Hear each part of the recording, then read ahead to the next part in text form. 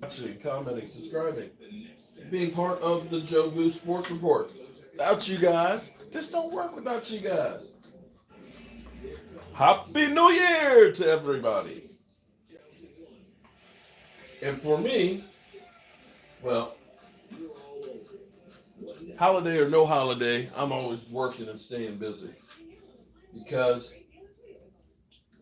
you want to succeed, you have to be dedicated and you got to outwork everybody else. And since I'm not that bright, the only thing I know is to work my ass off. That's the only way you're going to make it. So here we are. Day number 3 of the hostage crisis for all of us fans. We are kicking back around and just wondering, what the hell is going on in Dallas? What the hell is going on in Dallas? Jerry Jones, I think, just loves the limelight. You know, we just love the fact that everybody is just waiting for me to say what to do with Jason Garrett. That's where we are. We're the Roman citizens waiting for our Caesar to determine the fate. Will Jason Garrett get fed to the Lions?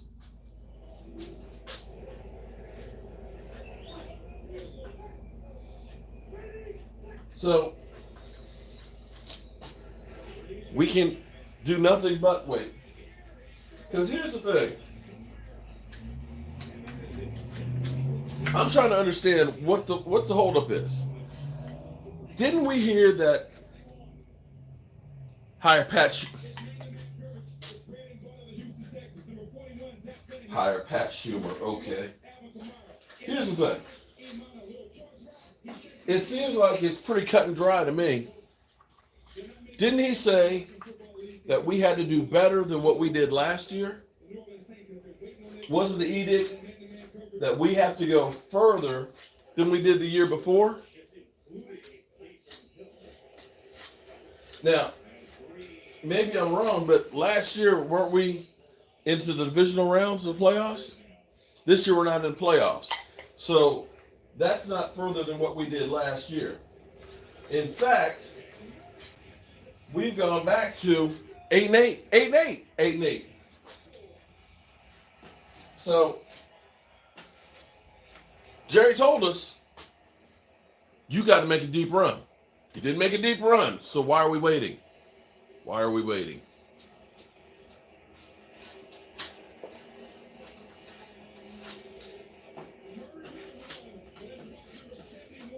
I think, this is my thought. Here's my thought. I think that they figure we got time because they're looking at somebody who is still coaching. Okay? And so there's no rush to deal with Jason Garrett. In the meantime, we can have a little fun. We can have everybody camping out with the Dallas Cowboys. And it's not really going to hurt us getting the guy that we believe in. Now, we know Stephen Jones has talked to Urban Meyer. We know Urban Meyer is definitely interested. I don't want a college coach. Okay? I don't want a college coach. I want somebody that's been there. Now, you know, a lot of people said, oh, let's get Josh McDaniels. And it's like, I don't want anybody who's coached New England. Because here's what's happened with everybody who's coached New England. They've not been really successful. You know, oh, Josh McDaniels. You know, he's got like a losing record. He did not do great things with Denver. You can look at, and they've got, don't get me wrong, they've gotten some guys that have been great assistant coaches and stuff. Because like Romeo Crennel is still with the Texans. He's done amazing things with that defense. But when it came to him being a head coach, he was not the guy. And here's my thing right here. You and Urban Meyer. Here's my thought on this, okay? Coaching college and coaching pros are two different things. They're two completely different things, okay? And that's not to say that he won't be successful as a pro coach. I don't know. But the odds are not as good as actually having somebody who else has been there. Okay, like I said, there's a lot of assistant coaches that have not been great head coaches. You can look at Norv Turner. Everywhere he's been an offensive coordinator, offense has been great, but he does not have a great record of being head coach. Although part of that time was spent in Washington, and ain't nobody had a good record in Washington being head coach. Mark, not even NFL coaches are doing that great. 19 of them are losing records. Well, yeah, it's true. True. But I would rather. Here's my thing. Here's my problem with Jason. It's like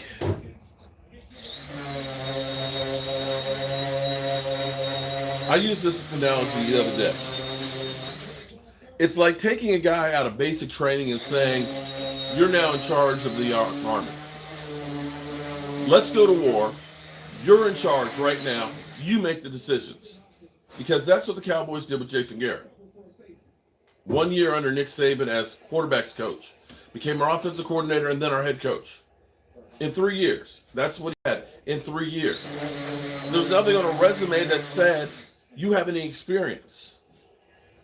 Now, there are guys that are out there that have paid their dues that have been position coaches and things like that. And they've learned from being position coaches and working their way up the chain. They've seen a whole lot of stuff. You can look at a Sean McVay. Sean McVay was with Tampa Bay as like a ball boy. He worked for them and interned for free. He learned what he did from being there, being around football. You look at Kyle Shanahan. His dad was a coach. You know, he was there with the Redskins. He ended up paying his dues, seeing what head coaches do, seeing position coaches, being around the team at different capacities. You understand what I'm saying? They had experience. They were always around. I'm sorry, but Jason Garrett, yes, he was a backup to Troy Aikman. But he never had to work underneath a great coach. Well, his dad still was scouting. His dad wasn't a coach. I said I'm talking about because that's how I got on the team. The job for the Cowboys, yeah. And so as I look at this,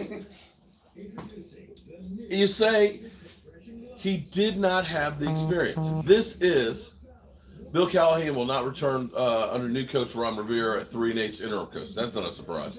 But he did not have experience of being behind somebody and watching and learning and seeing. And it's not necessarily that they keep that same philosophy, but they end up changing what they're doing. I'll be right back. Hold on. Actually, no, I don't need to do it. Okay, so give me an example. Let me give you an example of somebody. I'm going to start trying to go through the different coaches and reasons why I think. And like I said, what I think doesn't really matter. It's just my personal opinion, whether it's right or wrong or whatever. And people can say, well, you're not credible. You're not. It doesn't matter. Listen, this is Mark Holmes' YouTube channel. Okay. This is my son, Michael Anthony Fitness. And we do YouTube and we put our opinion on it because it's our channel. That's right. I'm calling it our channel. Do you have a problem with that? It's your channel. No, it's our channel because your ass is on here too. I'm over here working. You know, some days I'm like, you smart ass. Like, okay. Let's take Greg Roman right now. Okay. Here's the difference of why I would say, you know what? I'd give Greg Roman a shot. I'd give Greg Roman a shot because he's put in his dues. He's worked with multiple teams. Okay? Talk to him, Daddy. Mark, good afternoon. How you doing, Sean? New Year's, brilliant, chilly, smart. Okay. Talk to him. I like that. But he has a pedigree of winning, yes, and also with some issues with players off the field, too. Some of which are still happening in the NFL. But see, here's the thing. When you look at somebody like Greg Roman has lived the football coaching life, okay? All right? He started out as like a strength and conditioning coach, okay? Assistant. That's what he started out with. He got in there, hey, look, we're training. We're doing physical work outs and stuff with the players and making sure they stay healthy, right? So now you understand the concept of stretching, conditioning, the importance of it, eating right. Fundamentally, how you physically keep a guy on the field. That's important, okay? That's where he started out. After that, he ended up going, and being, I think, working with the Panthers as a tight ends coach. I'm sorry, not tight ends coach. I think offensive line coach. Okay? So he went from strength and conditioning to being an assistant on the offensive line. Okay. I'm down in the trenches with people. Okay? We're understanding what you got to do with offensive line, blocking schemes and things that work to give you an advantage. Okay? So now I spent time learning that phase. After that, I think he went to the Texans and he worked with the tight ends. Okay. Now I've got a different perspective on a different position. I understand now offensive line. I understand strength and conditioning. I understand tight end position, okay? So we're learning different aspects of what it takes for the team. Okay? I like that. In fact, I love that. Then he goes to the Baltimore Ravens.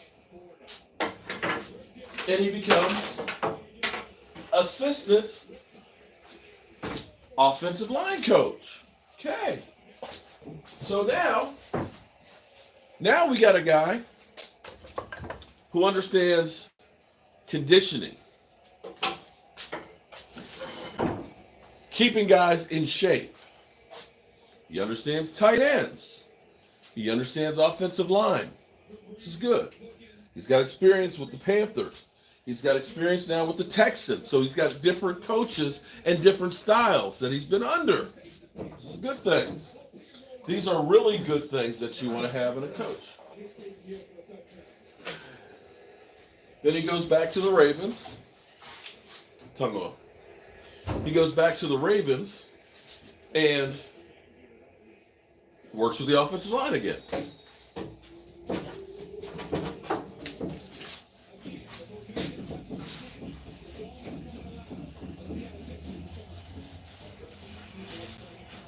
So he starts working with the Ravens, a team that's been to 2 Super Bowls, won 2 Super Bowls, a team with a great head coach in Harbaugh.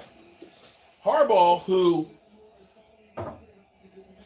took the Cleveland Browns, got rid of their name, and won 2 Super Bowls.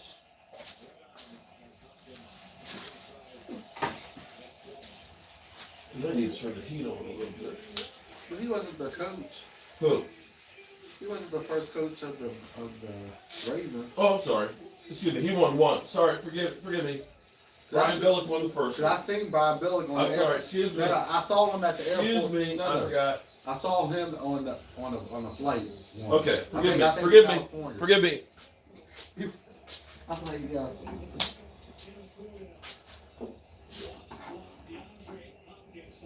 So now you go into a winning organization. At least he won a Super Bowl. Right. Unlike Jason Garrett. So now you go into a winning organization. You got experience in strength and conditioning. You got experience in tight end, offensive line. All good things that you have. Experience. You're underneath a good coach. You've experienced success in a Super Bowl.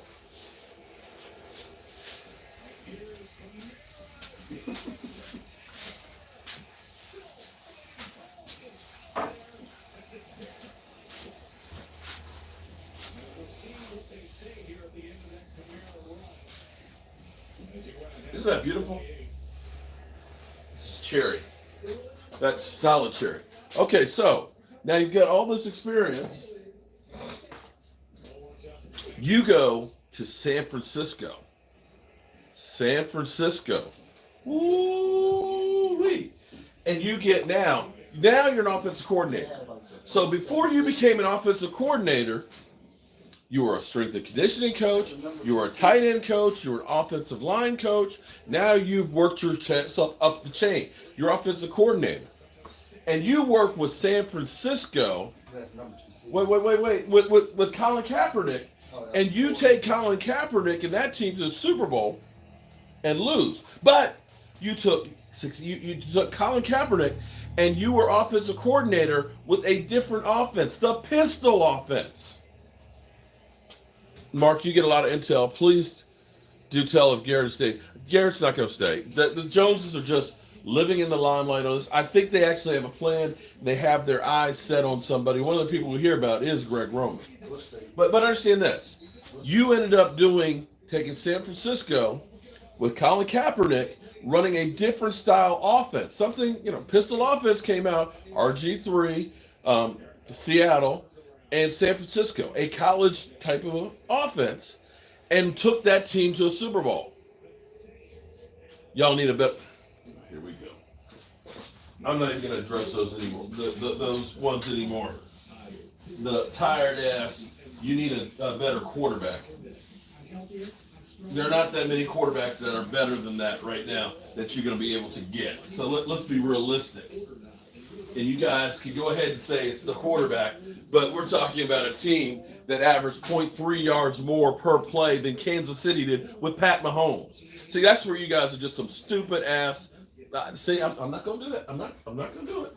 Mike, don't let me do it. Don't let me. Kansas City's a better team overall. I'm not saying they're not. I guarantee you they got better special teams than we got. I guarantee you they got a defense that's playing better than we are. 3 or 4 of our former players play for them right now. 3 or 4 of them. That's where I keep trying to tell you guys, don't be that guy. Don't be the freaking idiot out there, okay? Yeah. The idiot out there that says, oh, well, the Cowboys are losing because Dak Prescott sucks, without looking at the special teams that are last in every damn category. Last. Okay? Don't look at a defense that's giving up 4.6 yards in the middle because they can't stop and don't have the foresight to understand you need a big guy to clog up the middle. I get sick and tired of y'all. Yeah, I think y'all do this stuff intentionally. Y'all just like to piss me off, don't you? You want to piss me off on New Year's Day. What happened to Warren Sapp? What happened to Warren Sapp? Okay, you know what? I'm gonna ignore you trolls that are out there messing with me. I'm just curious. I'm gonna go back. What happened to that Warren Sapp that we picked up? I'm gonna go back to Greg Roman because he ended up taking a team who he played against his current coach, his current boss, in the Super Bowl with Colin Kaepernick.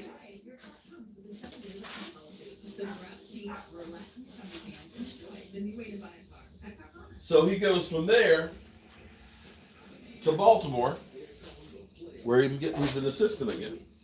No, I'm sorry. Wait a minute. I think he went to Buffalo next. As I think Buffalo's offensive coordinator. So he had some more experience, different location, different perspective. And then finally from there, he goes back to Baltimore. He goes back to Baltimore and he's the assistant offensive coordinator. When the other guy retires, they say, listen, it's your deal now. And instead of taking and saying, we got Joe Flacco, we got a pocket quarterback, he says, no. We got a young guy who can run, who needs some polishing up. But we can come up with a new offense that's going to give defenses fits. So he rebuilt that offense and took the talents that Lamar Jackson had and exploited them. He figured he can run. I don't know how long this offense will work and how long we can keep them upright, but for now, at least for a few years, we can come up with this offense that they're not going to know how to stop, at least for the first couple of years. And that's what they've done. They created and they innovated. And see, he's had different views and different perspectives around the NFL. And that's why you like a guy like that. It's a modern offense. It's a new wrinkle. It's a guy who's had experiences in multiple positions in the coach. Because here's the thing. If you have not been there understanding how the sausage is made, it's kind of hard to figure out how to put it all together. Because you don't know if the people you have underneath of you are doing the job. And herein lies Jason Garrett. You compare what Greg Roman has had for experience versus Jason Garrett underneath Nick Saban for 1 year as quarterback coach, then becoming the guy, then becoming the head guy. No experience. And here's the problem for him, figuring, oh, he'll get it. How are you going to get it? How are you going to change what you're doing if there's nobody there to teach you what you're doing? You're the head guy. You need to know what you're doing when you get there. You're not emulating somebody else, because who are you emulating? Jerry Jones? I guess that's what you're doing. I don't know how that's even supposed to work. Ask Jerry Jones that question. And we got rid of Jimmy Johnson. Why? Because they never acknowledged him when they were in the speech. I tell you, watch that speech again. How about the Cowboys? He mentioned nothing about Jerry Jones. Jerry Jones snorts out with a little smicker on, a little smile on his face, like a little bitch. And then fires him after they win the Super Bowl. So that lies the problem. At least for me. All Jimmy Johnson needed to do was just acknowledge Jerry Jones. Yeah, but I don't think he ended up. Well, Jimmy Johnson's got his own ego too. I know, but if you acknowledge Jerry Jones, and they'll win those Super Bowl. Well, at least he won more. That's like, yeah. That's all Jerry Jones wanted. He wants people to realize that the acknowledgement. You know what? He's not behind the scenes like everybody else is. Here's the thing. If you do good, people are going to acknowledge that you're doing good. That's the bottom line, and that's what Jerry Jones doesn't seem to understand.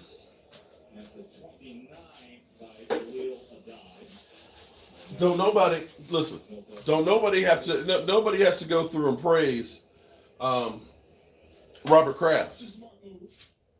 I mean, you got Putin stealing his ring. Okay? Everybody understands that Robert Kraft is getting the people and winning Super Bowl after Super Bowl and praising him as one of the greatest owners in the history of the NFL. Why? Because he's doing the things that matter. Winning. It's not about me being on a radio show telling you that the kicker we're going to keep the kicker. You may hate Robert Kraft, but you have to respect what he has done with that organization. They may be, hey, listen, whatever, he may be cheaters, but you know what? They seem to get away with it. He's trying to help prison reform too. I can respect that with Jay-Z. You may not like him, but you cannot argue with what they've been able to achieve. I mean, I hate to say it, but they're a greater dynasty than my Dallas Cowboys were. They won 6 Super Bowls. They've won 6. They've owned their division. Within the 9 Super Bowls. So I mean, you can't. 9 Super Bowls. I mean, you can listen, but he doesn't have to go. He doesn't go around with the radio show telling everybody that, well, here's what we're doing and this, that, and the other. Or he's not coming out of the locker room after the game giving you injury reports. Well, nobody is. There is not another owner that's doing that. I can tell you that right now. So I don't know any other owner that could say that. So this whole feeding Jerry Jones' ego, I don't understand how losing is feeding his ego. Well, as long as he's making money, he probably doesn't care. I think I would rather, what would feed my ego? What would feed my ego would be, yeah, that's the guy I put in charge of the team to win. And here's my MF and Super Bowl trophy, okay? You don't like it? Tough titties.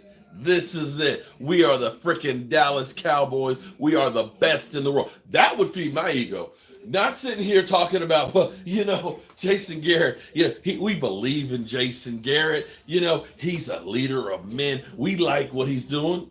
Wait, hold on. Which one would you rather have, Mike? Talking about how you're trying to sell us on how good Jason Garrett is as a coach, or being up at the damn podium saying, "Kiss my ass, I am world champion again, and there ain't nothing you can do about it." That's how I feed my ego. Winning on the field, making them, instead of having them talk about how dysfunctional, how much of a laughingstock that you are. Talking about, damn, That's what he likes. how are we going to stop the Cowboys because they built so damn well? They got a great owner that gets the hell out of the way and puts people where they need to be to succeed. No, we sitting here talking about how freaking sorry our ass is. Shit gets on my nerves. That's what we doing.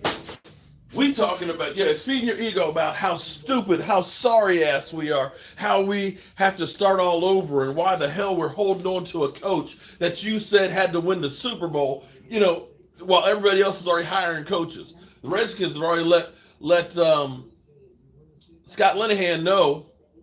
Excuse me, Linehan, damn. No, God, the interim coach. Damn, I'm having a brain fart. Look, I'm so upset I can't even think right. But we're sitting here trying to figure out: are we gonna have another meeting with Jason Garrett before we decide to let him go? While the Redskins already now have Jack Del Rio for a defensive coordinator. They've already let their other coach, who was interim, say, "Sorry, your services aren't needed. Let's get the GM the hell out of here." And we've hired a head coach. And here we are, still stuck with what defense are we running next year? Who's going to be our defensive coordinator? Who's going to be our head coach? Is it going to be Jason Garrett? Yeah, we're still doing all this stuff. The Cowboys we're freaking turtles, taking our time. Let's move real slow. That's why. And it seems like we take all this time to wait. Prescott about 40 when he could have got him for cheaper. Here's what they taught me in football growing up. Listen. You still got Dak Prescott on the cheap. We don't want you to screw up. There's nothing worse than making a mistake, except making a mistake at slow speed. If you're gonna screw up, F up at full speed. There's nothing worse than effing up and you took all day to get there. And that's where we are with the Cowboys. Here we are. Okay, let's wait to pay Dak. You keep waiting, it costs you more money. Let's wait for DeMarcus Lawrence to pay him. Let's get him pissed off so that way he doesn't get his shoulder right, and then this season is screwed. Oh, okay, well, let's wait to pay Zeke. No, we're not going to pay Zeke. We're not going to pay Zeke. No, we're not going to do it. He holds out, and he has a half-ass season, and then turn around and pay the guy. That's like, why are we fucking up slow? Jeff Fisher? Oh, come on, man. Jeff Fisher is the only other coach that has more 8-8 seasons than Jason Garrett. Get out of here with that.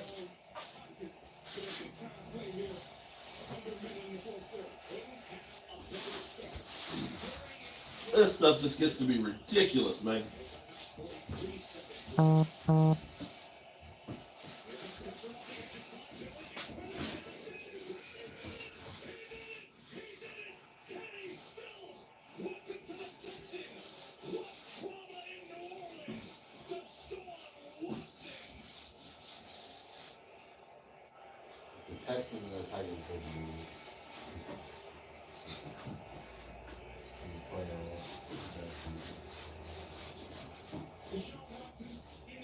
Yeah, I'm going through all kinds of changes here with the season. That it's been a toll. It's been toll. Tony Dungy's not going to come to Dallas. He's not going to retire. He's happy. He's got his ring. Garrett. Doesn't he commentate? Yeah. I mean, not commentate because like the halftime show. Yeah. And stuff.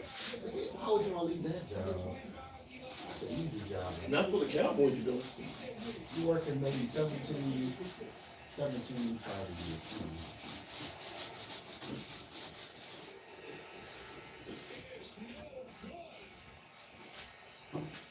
Maybe. Yeah.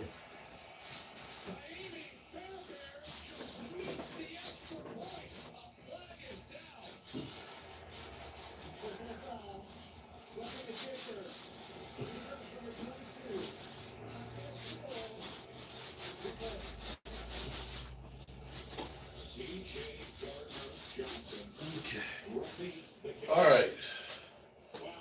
That's those.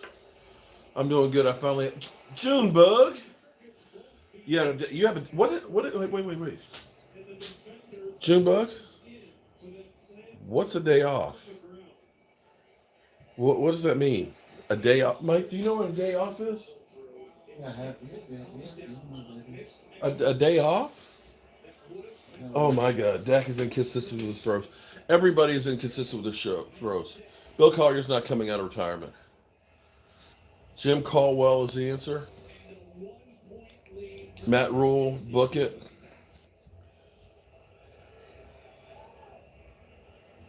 I'm having a fit because, oh, damn, we got a lot of people here. I'm having a fit because of my owner who hired my coach. How about that? I'm having a fit because we can't seem to make.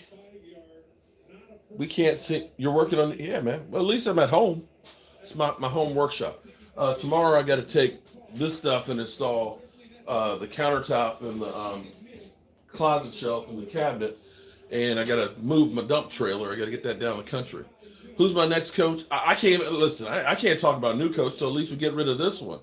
But I've been going through. I was talking about Greg Roman. Greg Roman, I'd be interested in trying him over what we got right now. I would be happy to have a new philosophy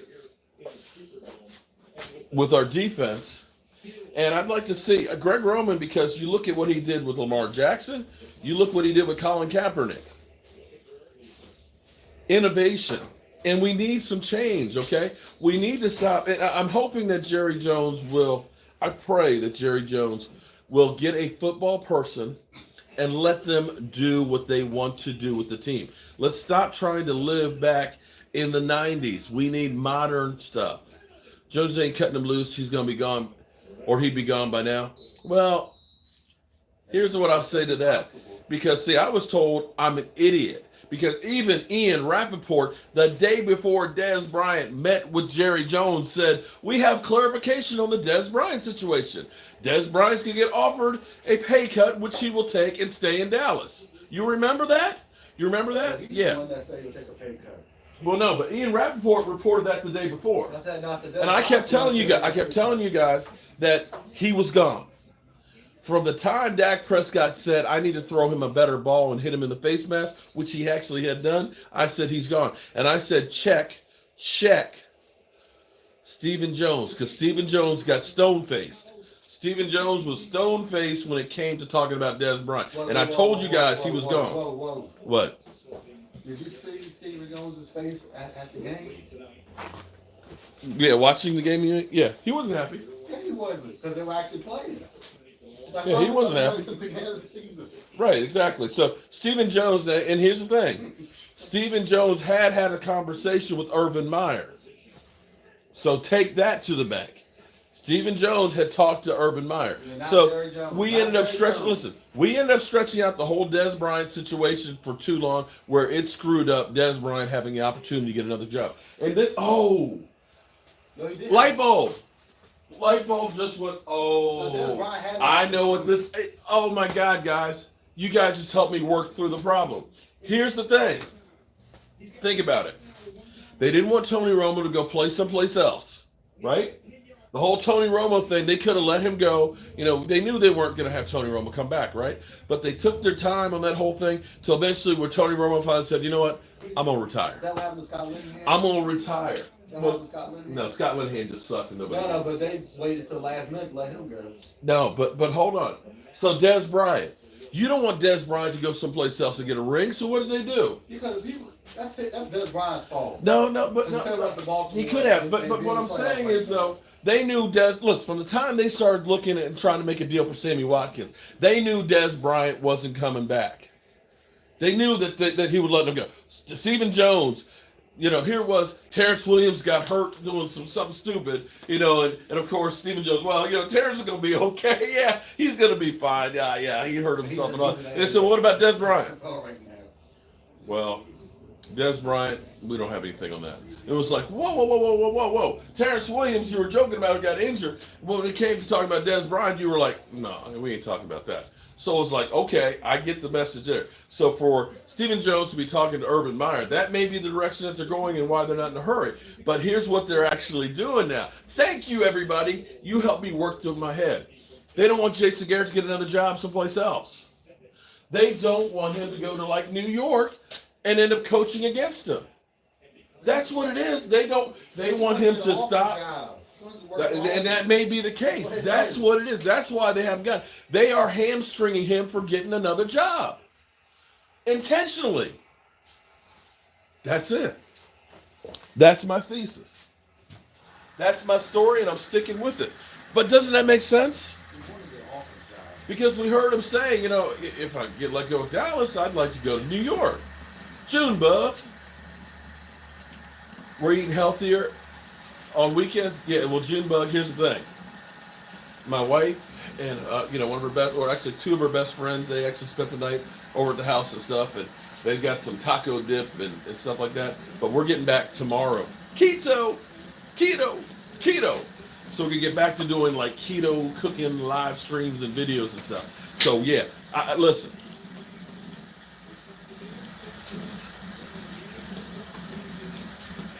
Confession here. I got on keto last year at about 270. I got down to 240. And lost my mind in October and just said, F it. One giant rebuttal. I feel you, Mark. I do. I think they're allowing Garrett to finish out the contract. Right. Enjoy the show. I appreciate that. Thank you very much for the super chat, man. I really do. One giant rebuttal. So, yeah, well, this may be good for you, though, Giants fan, because the longer they hold on to him, less chance you have him in New York. You don't want him. Trust me, you don't. I know you guys have had some bad coaches, but trust me, you don't want Jason Garrett. He was in New York for a couple of seasons. Listen. He was in New York for a couple of seasons as a backup quarterback. Trust me, y'all youngins, you don't want to get the clap. Clap ain't no good. Yeah, he was with New York for a minute. Now as a coach. Garrett isn't going anywhere. Enjoy 10 more years. No, he's not going to be the coach. No, he won't be coaching. He won't be the coach. He will not be the coach. You might see him in the booth with Jerry Jones. Oh, no. Oh, but I didn't finish that. So I got off the keto diet. And I'm back up to like 265. So I put 25 pounds back on. So we're going to get back to keto and we're going to stick with it. And you guys can follow the journey with us. That's the guy we could have gotten. Who? Griffin. Oh, he the one with the one. Because he's got interception. He probably, I think he has at least 5, 6, maybe 7 interceptions on the season. Yeah. I was like, yeah. But, he's like, oh, yo, Brian, what's up, man? Yeah. How do you know they didn't have their coach calm down? Wait a minute. Hold. It would be one. Hold on. Do the Dallas Cowboys deserve the benefit of the doubt?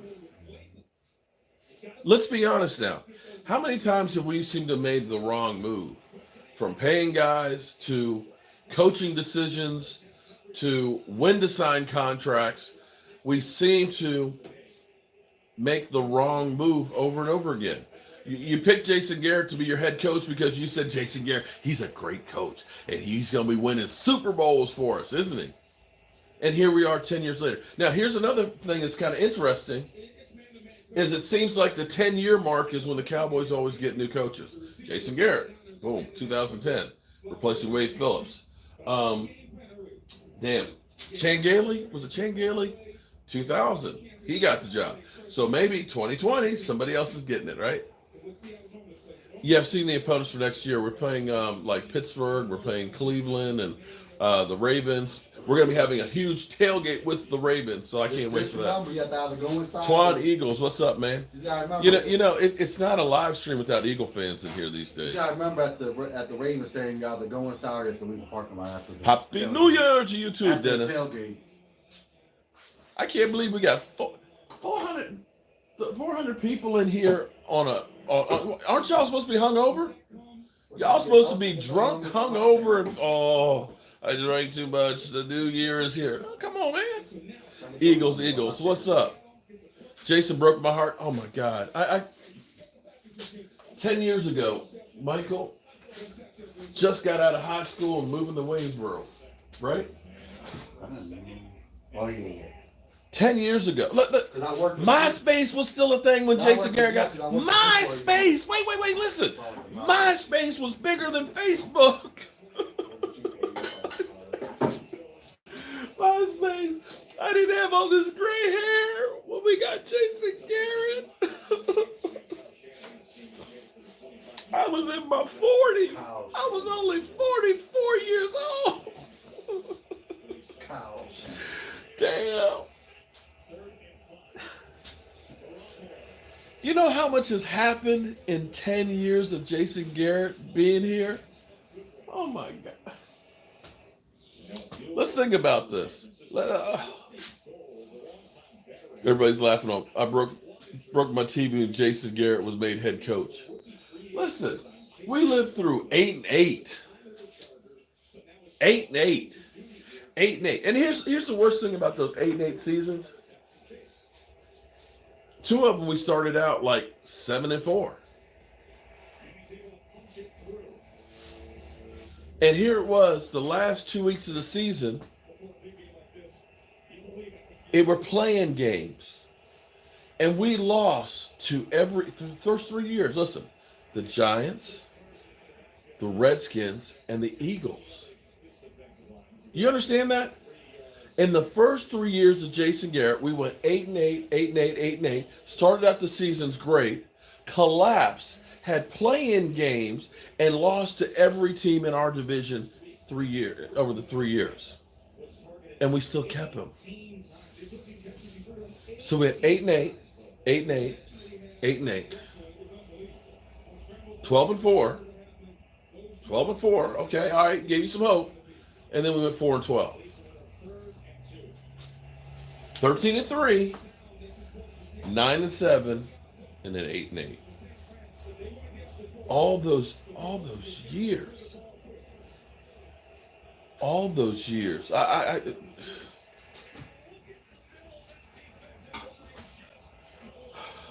want to cry.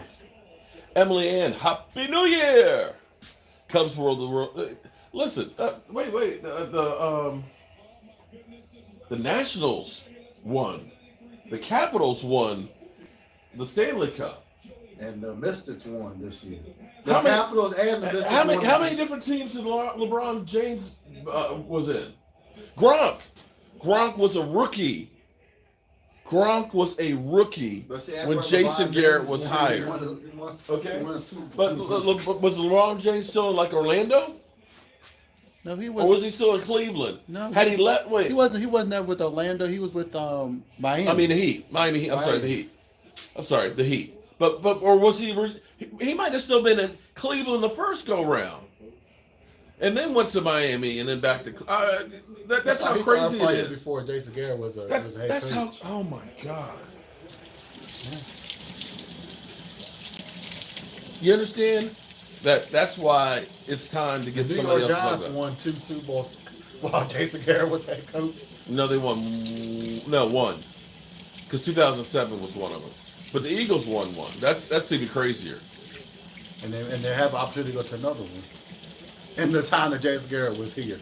Terrence, because he's not a coach. He doesn't know how. If you watched earlier in my broadcast here, I went through, like Greg Roman, his experience from being a strength coach to being a tight end coach, an assistant offensive line coach, to finally getting to get offensive coordinator. Jason Garrett is that guy who's got a friend, or knows people. Hey, you got a job because you know people, not because of what you know. There's a big difference. And it's the same as somebody saying, let's take a private and let's make him a general now. Now, lead the whole army. Because that's what Jason Garrett did after being a quarterback coach. The only time he had a boss, a quarterback coach under Nick Saban for 1 freaking year. How did Nick Saban do in the NFL? He left early and went back to college during the season. You know what? Screw this. I'm out of here. That's Jason Garrett's experience. That's the extent of it. Other than that, he's been the guy. So for Jerry Jones to believe a guy with no experience is the guy that leads you, there was nothing in the resume that said he's got experience. You can at least look at somebody. You can at least look at Ron Rivera, who's too late to get him. But you look at Ron Rivera and say, okay, well, Michael, you don't have to worry about the outsides of those cabinets at all because those are going to against the wall and against the other cabinets. So just worry about the face frame and the inside. I'm just saying, save yourself some time on. But Too late now. there was nothing in his resume that said I've got experience with a winning organization, other than being backup quarterback for the Cowboys, that I know how to lead men into battle. But We have to call the police to huh? collect this world. Okay. To check about our things. Okay. I thought you said call the police. No, Call I the said police. collect this world. Okay. To check about But there's nothing in Jason Garrett's resume that says I've worked for an organization that has won Super Bowls. I've coached. I've put in the time. You haven't seen any of that. And that's where part of the reason why I don't want just a college coach. I want somebody who's been in the trenches in a winning organization, who has been underneath a good coach, and to look up and say, okay, I want to be like that guy. This is what I've learned from being there. That's where I look at Michael, who is putting in his dues now on building stuff where he is taking off. You see, here's the thing. I am really, really good at what I do as far as building goes, but I don't know it all. I'm teaching Michael what I know, but he's taking it to another level. He's putting his spin on it. He's finding out different ways. He's like, yes, sensei, that's how you do it. But if we go ahead and do it a little bit like this is going to be quicker. It's going to give us a better product, and it's going to be easier. It's like, oh, okay. And see, that's what Sean McVay did, being with the Redskins, being with Tampa Bay as an intern. He learned from others. Okay, I'm here with Tampa Bay. They won a Super Bowl. Okay, so I've learned those things. I've been around the John Grudens and things like that as an intern, as a young guy, as a guy growing up. I go to the Redskins. I learned what not to do. But I get experiences in all these places. And then what you do is you take all of your experiences, good experiences, bad experiences. Well, I know don't do that because that shit doesn't work. Oh, we tried some of this worked. Let's take some of that stuff. And you understand that when things start going awry, that's too much like what happened in Washington. We don't want to do that. We need to change what we're doing because it's not working. And see, this goes to these young guys that are whiz kids that use things like in-game analysis. They go by the percentages, which are things that Tom Landry did. Tom Landry, innovator. Let's use a computer to help us figure out the statistics. Oh, and then you got a coach who says, we don't need no stinking analysis. We go by our gut. You play to win the games. You use the percentages. You use the players that you have with the skills that they have. Sometimes it may not fit your system, but you say, you know what? This guy is lights out at doing this. Lamar Jackson. He ain't the best passer in the world, but damn it, he can take it to the house. Let's figure out how to use him in a system and work. That's what they do. That's why a guy like Marcellus Bennett doesn't make it in Dallas, but he goes elsewhere and ends up succeeding everywhere he goes because the Dallas Cowboys can't innovate. They cannot change. They've got a playbook that this is it.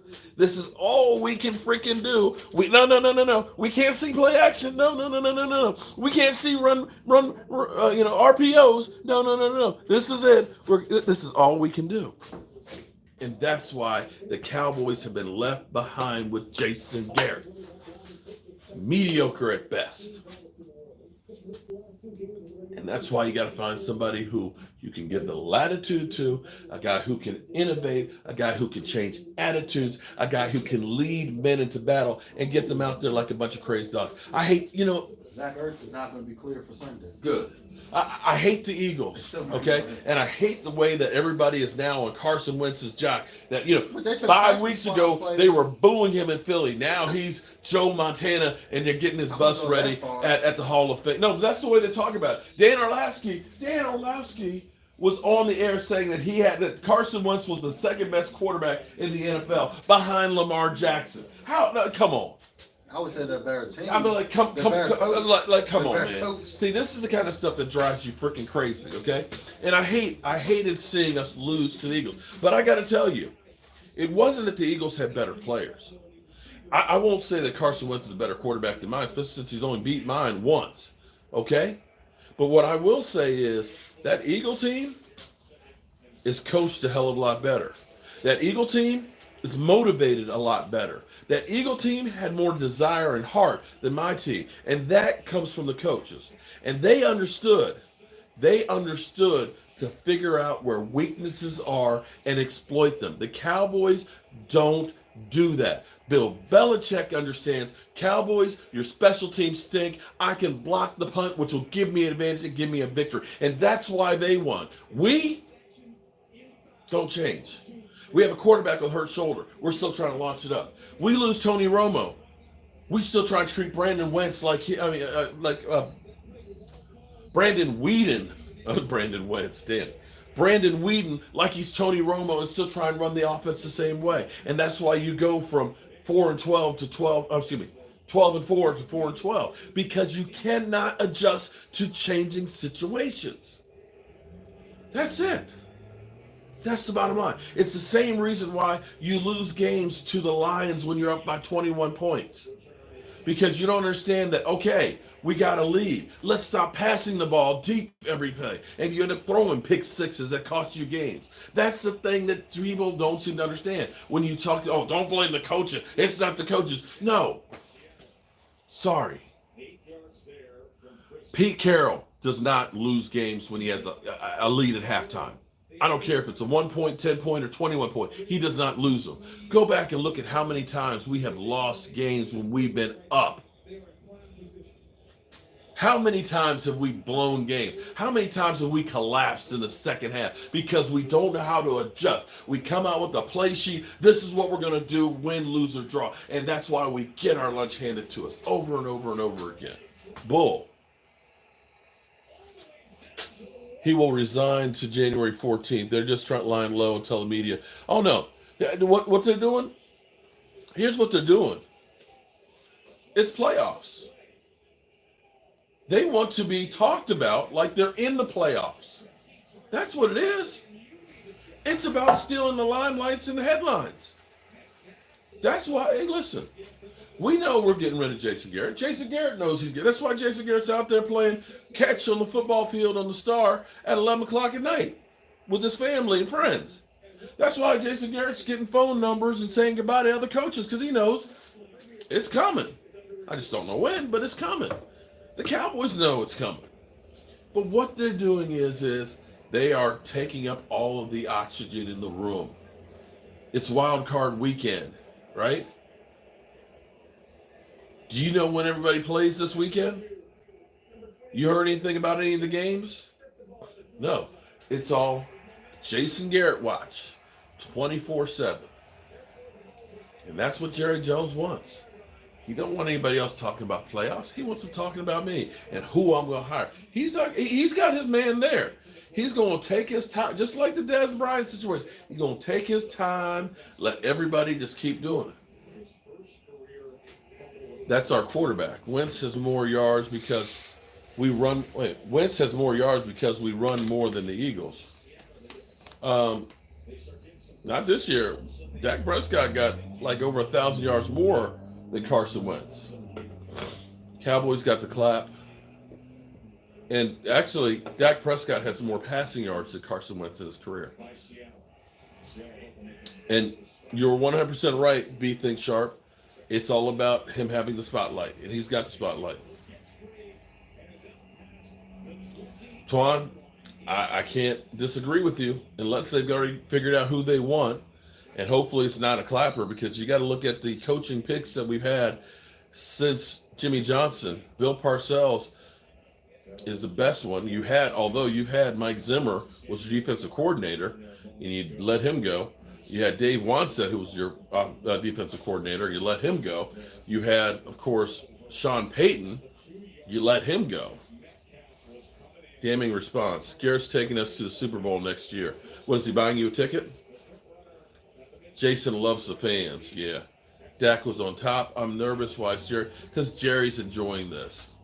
Del Rio would have been a good hire for us. I agree with you on that one. So would Ron Rivera. We need refill starting with Jobu. Okay. Dak gets garbage time throwing yards. Oh, Lordy. Dak needs to get paid. Happy New Year's, brother. Happy New Year to you too, Tom. Dak's quarterback was top in the first 3 games. Happy New Year, Kevin. Haha. Jones is not going to fire Garrett. He's going to let him walk at the end of the contract, which is 2 weeks from today. Give Jason a chance, please. All we are saying is give Jason a chance. Oh, hell no. He had a chance. He had 10 chances. 10 too many. He should have been let go with Wade Phillips. Garrett would be awesome in the PR department. Screw the Eagles. Fly, Eagles, fly. Jerry Jones needs to move over and let whoever they get as coach to the job right away. Emily, and I agree with you. It's all clap off. I would love for it clapping off. Mark, go to sleep. Why I got to go to sleep? I've had lots of coffee.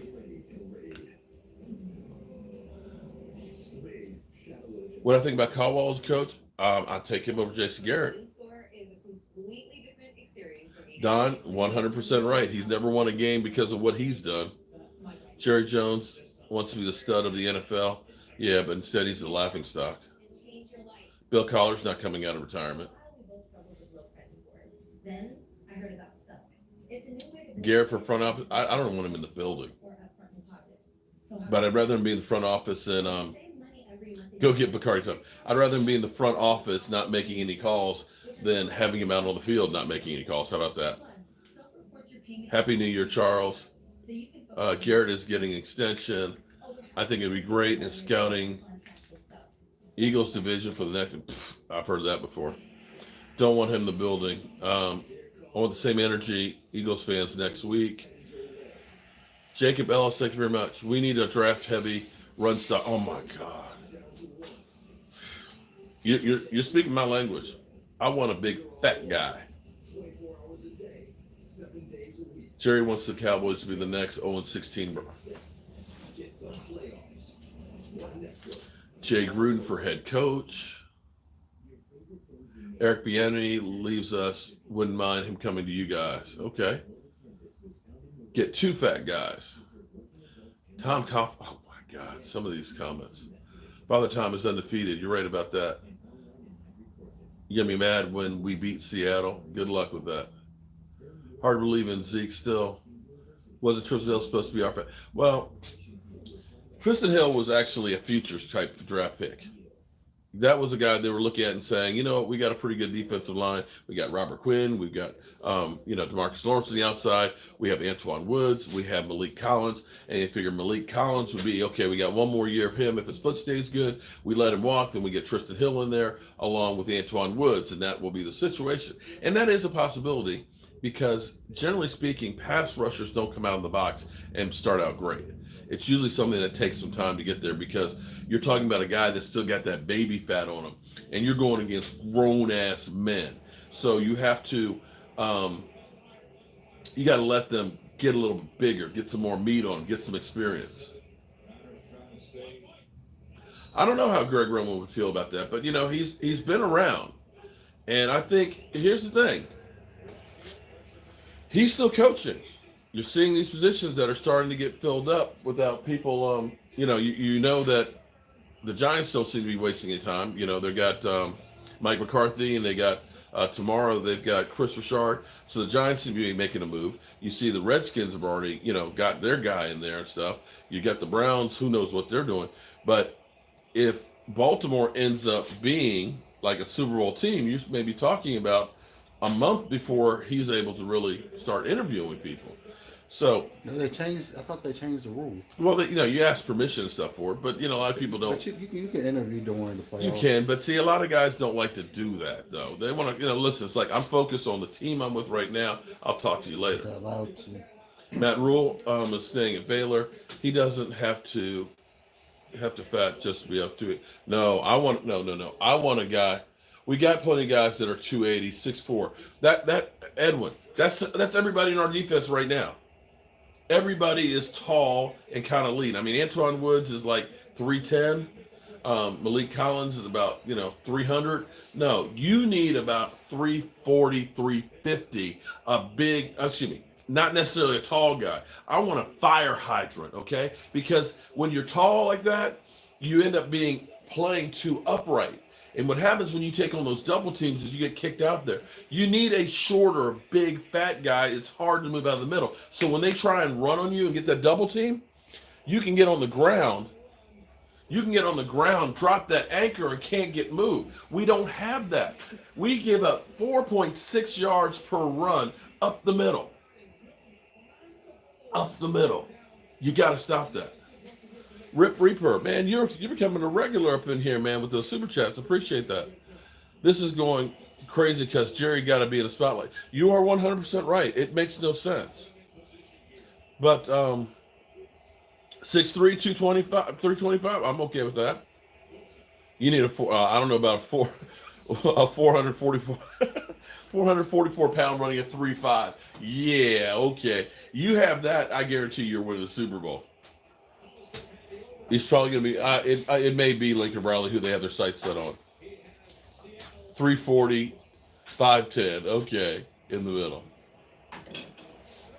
Yeah, there's another Mark Holmes out there. Well, your name was common anyway. There was one that was actually a real Mark Holmes. Y'all want Doug Peterson? No, it's okay. All right, guys. I'm going to go in here and spend some time with the company while this stuff dries. We've done some work today, and we're going to take it easy the rest of the day. I'm Mark Holmes with, of course. And we will see you guys later. Adrian Peterson over Zeke. Get out of here.